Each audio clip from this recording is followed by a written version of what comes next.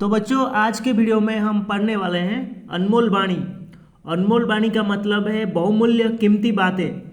जिन बहुमूल्य बातों को पढ़कर, अनमोल वाणी को पढ़कर हम अपने जीवन को सुंदर बना सकते हैं। अनमोल वाणी को पढ़ने से लोगों को जीवन में कठिनाइयों से लड़ने का साहस मिलता है। कवि परिचय देखते हैं। कबीरदास का जन्म सन 1398 में काशी में हुआ था। कहा जाता है कि वे एक तालाब के किनारे मिले थे। एक जुलाहा दंपति ने उनका पालन पोषण किया। वे कपड़ा बुनने का काम करते थे। ज़्यादा पढ़े लिखे नहीं थे, लेकिन बड़े अनुभवी थे। बुद्धि विवेक से काम लेते थे। बहुत बातें जानते थे। वे सभी धर्मों को बराबर मानते थे। बहुत बातें जानते थे। वे सभी धर्मों को बराबर मानते थे। वे ईश्वर के निर्गुण निराकार रूप को मानते थे। उस समय धर्म और समाज में बड़ी गड़बड़ी थी। कबीर ने अपनी वाणी से उसे दूर करने का प्रयास किया। तो कबीरदास ने अपनी वाणी से, अपने अनमोल वाणी से ये सब गड़बड़ी को, समाज में जितने सारी गड़बड़ी चल रही है समाज, धर्म और समाज को लेकर, उस सब को दूर करने का प्रयास किया। लोगों में जाति पाति, ऊंच नीच, भेदभाव था। तो आजकल भी हमारे गांव में अंधविश्वासी लोग रहते हैं। अपने घमंड के कारण, अपने ईगो के कारण लोगों को ऊंचा नीचा दिखाते हैं। विभिन्न धर्मों के अनुयायी आपस में झगड़ते थे।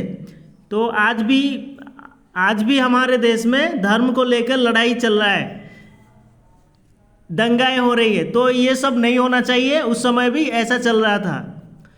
बाह्य आडंबर, अंधविश्वास फैल गया था। कबीरदास जाति भेद, मूर्ति पूजा, बाहरी आडंबर आदि का विरोध करते थे। वे कहते थे कि सब मनुष्य बराबर हैं। ये सत्य है, सब मनुष्य बराबर हैं। वे बाहरी धार्मिक कर्मकांड की अपेक्षा भक्ति भाव पर बल देते थे।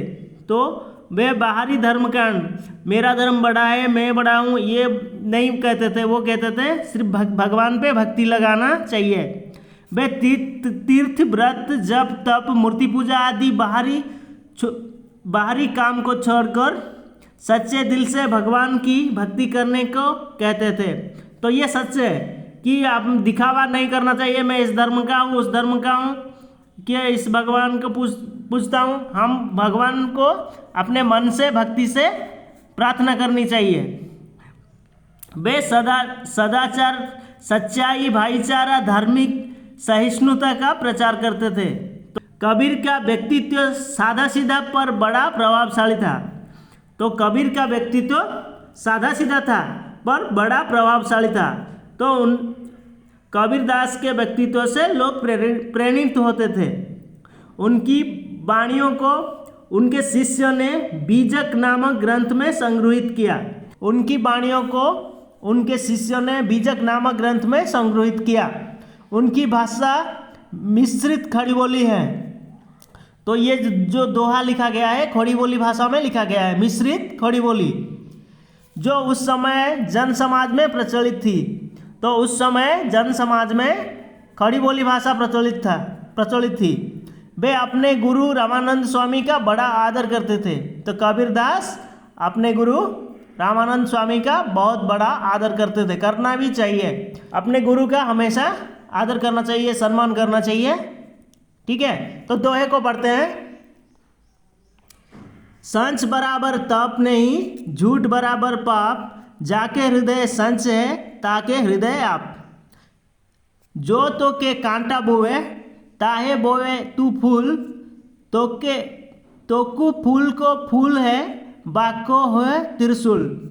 धीरे धीरे रे मना, धीरे धीरे सब कुछ होए, माली सींचे 100 घड़ा, ऋतु आए फल होए। अर्थात इसको समझने के लिए, ये खड़ी बोली भाषा में लिखा गया है, इसे समझने के लिए यहाँ पे दिया गया है दोहे को। सत्य हमेशा महान होता है। संसार में सत्य के समान तपस्या या ज्ञान नहीं।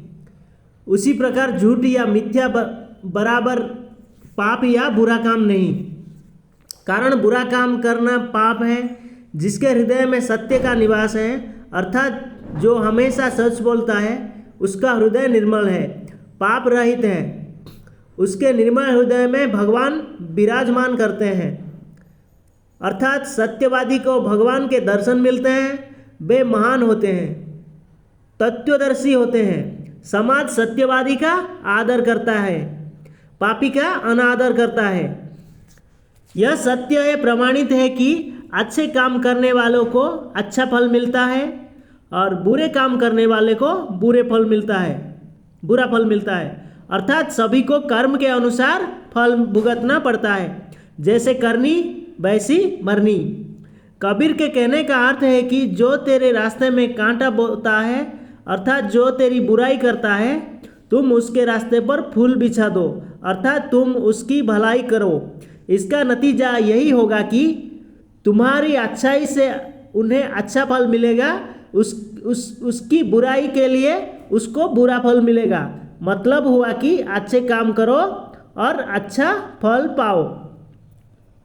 तो इसी के साथ अनमोल वाणी ये दोहा खत्म हो गया है। नेक्स्ट क्लास में हम अनमोल वाणी इस दोहा का क्वेश्चन आंसर करेंगे। इस वीडियो को ज़्यादा से ज़्यादा अपने दोस्तों के साथ शेयर करो और लाइक सब्सक्राइब करो, बेल आइकन को प्रेस करो ताकि आने वाले नए वीडियो का नोटिफिकेशन आप तक पहुंच सके। खुश रहिए, धन्यवाद।